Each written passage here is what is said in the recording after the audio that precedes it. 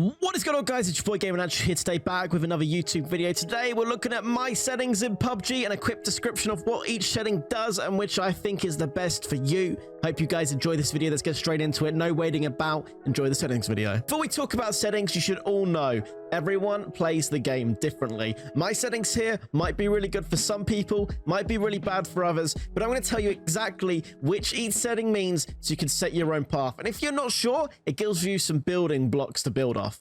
Starting with controller button preset. These are your building blocks, what you'll start off, what your basic controls come from. I use Type B. If you come from Call of Duty, any other FPS game, Type B is going to be the one. There is also custom in the game now, but I'm going to have another YouTube video on that very soon, explaining what you can use, what you can optimize in your settings. My brain just isn't used to all them custom settings yet. So if you're new to the game, I suggest B. If you know what you're already doing a little bit, go into customs, add some extra binds here, healing on the D-pad, you know, switching seats in cars can be added there. But there'll be another YouTube video for that very shortly. It should already be in the description if this video is a couple of weeks old.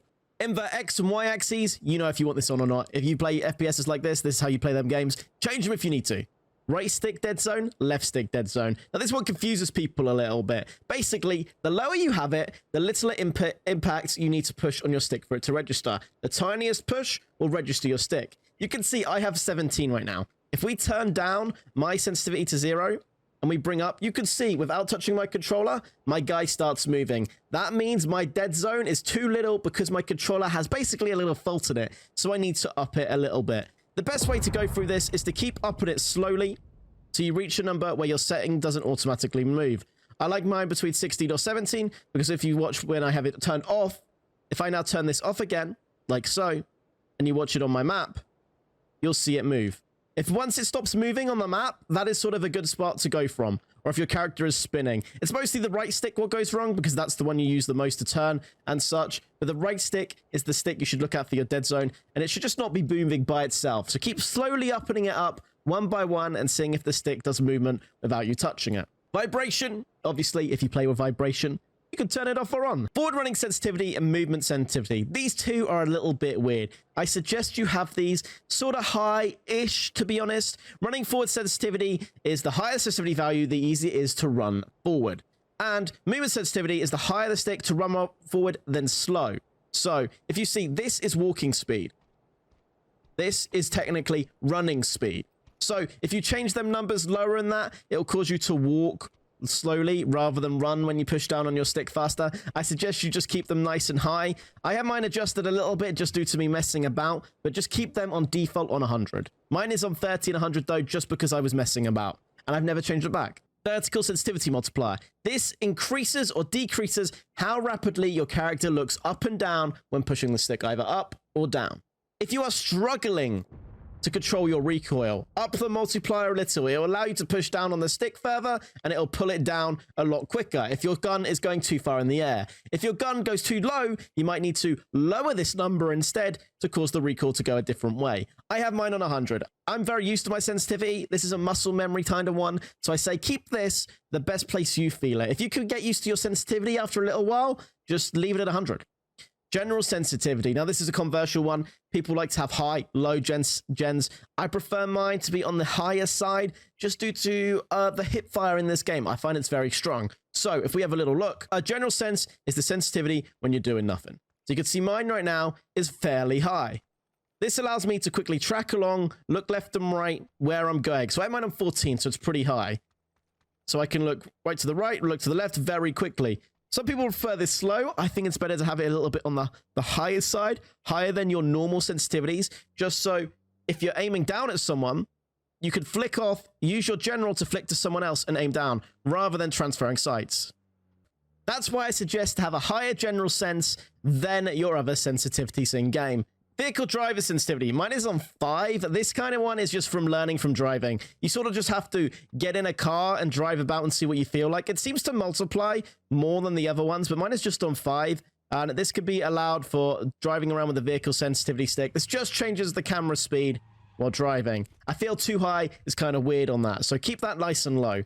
Unless you're finding it too slow, then give it a little uppage. Over the shoulder aiming sensitivity. This is another one where it can go down to the person. I prefer mine to be the same as my general sense. I'm a shotgun user. I know, many of you don't like that, but I like to use the shotgun and SMGs. And I find having my general and my over-the-shoulder the same helps me a lot. So when I'm going from this hip firing, if I switch to this, it doesn't change anything. It helps with my muscle memory. So if I'm aiming down at someone like this, aiming, and I go to general, it stays around at the same speed. So it doesn't really change much. But in general, I like to have mine the same as my general sense. Give that a go. If you don't like it, you could be able to tell if your over-the-shoulder aiming is too fast or too slow. Aim acceleration. This means your aim accelerates when pushing the stick over 50%. The number below changes how quickly it does that. I have mine turned off. That's one for me as well, where I think it's muscle memory, and having my sense randomly change, I don't like. But if you're on a lower sensitivity, this could be very good, especially if you're trying to track cars and such. As if you're aiming at a car nice and slowly, but it's driving too fast and you need to track it, that aim acceleration could kick in and you'll be able to track it all the way down the road. Unlike me, when my sense is already a little bit high, I can just try and track cars with my general sense. Even then, sometimes I have to unaim my gun to try and retrack if the car is moving too fast. So that aim acceleration could help you out a lot. I suggest use aim acceleration if you have a very low sensitivity. Inventory cursor setting. I have this on 10. This is when you're in your inventory and you need to move along with the right stick. I mostly use the D-pad for this, or the R1 and RB.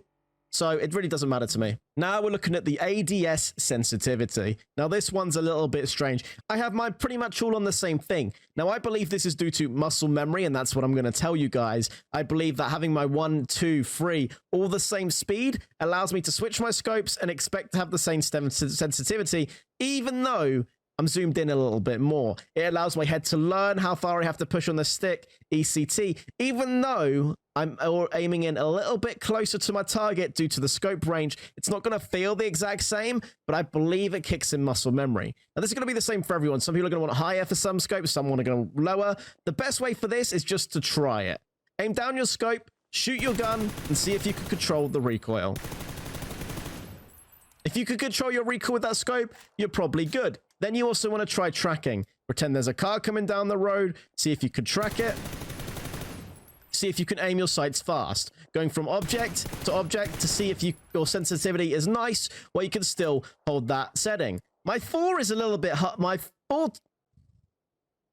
4 times is a bit higher, and I'm not sure why. I think one day I changed it, and I've just never changed it back. And I'm not sure what, it feels faster. I guess I use this more for snipers and DMRs and such over the 3 times in that on my ARs, and I'd always use the 6 times. So using the 4 times is a lot better for me, having it a little bit higher. The 6 and 8, I have the same. I mostly zoom the 8 out when I'm using it, so it's not much of a problem. As you can see on my arm, I have it all the way zoomed in to the 6 times. So I can just use it like that. As you see zoomed in, still the same speed, and it still allows me to react quickly. The 15 times is a little bit different. The 15 times is weird, and I know not many of you use the 15 times. So when you're zoomed all the way in, this is slow as hell. This is how fast it moves. It's slow as hell. So I have that on 20, just for when I zoom out, I can move it quickly. These are my main settings, which I use, but I know these are going to be different for everyone. Down below in the description, I have some of the best player settings you can get on the game. These settings are from some of the people who sit there playing comp every day. I'll look at the general settings, gameplay settings, and the UI settings. Having game DVR off or you're on the Xbox, it's meant to stop crashes, so get that turned off.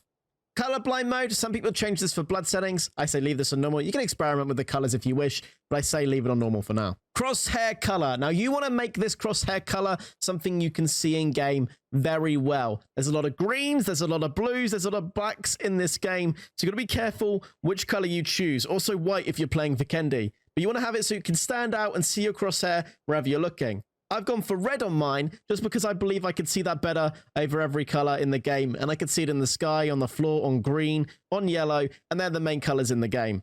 You could change these about, mix them about a bit. You see a lot of people have pink, purple. They kind of work as well. But you don't want to be going for blues or greens, really, just because it can clash with the background of the game. On-screen button hints, get this disabled if you know what you're doing. Network debug statistics. This shows you information in the top screen if you've got lag or packet loss. It's good to have on if you have bad internet and want to know, did you die because of bullshit, or did you die because your connection is not very good? Just have it turned on just to see if your internet's bad, basically. And if you don't care about that, keep it off. I say disable the compass background. It makes the compass at the top of the screen a lot easier to see with this disabled. Loot flash glow effect. This glows the loot rather than pulses it. It feels a bit more realistic and it glows all the time rather than pulsing in and out. Can help you see loot as well if it's just glowing all the time, I feel. Inventory tooltips, you want this turned off as well. There's no point of having them on unless you're not used to it. Now we're looking at the reticles. This depends on the color again. You can see right above me right now. Mine are pretty much all default. Red, not really changed at all because I feel it's easier to see red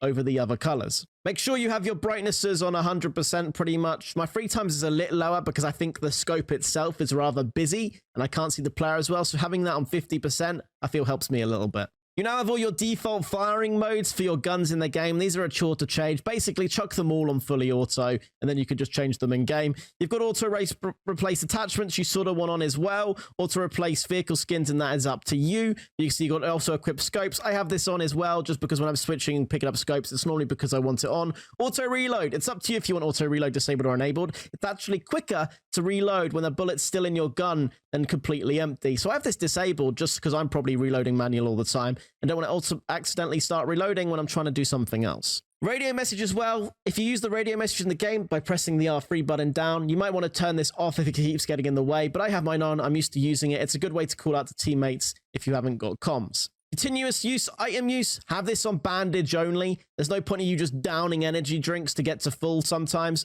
You want to switch around a bit to painkillers, ECT. But bandages, though, if you're trying to heal up with a bandage, you might as well keep it on full continuous item use anyway, so you keep bandaging all the time. That is all I have that one on.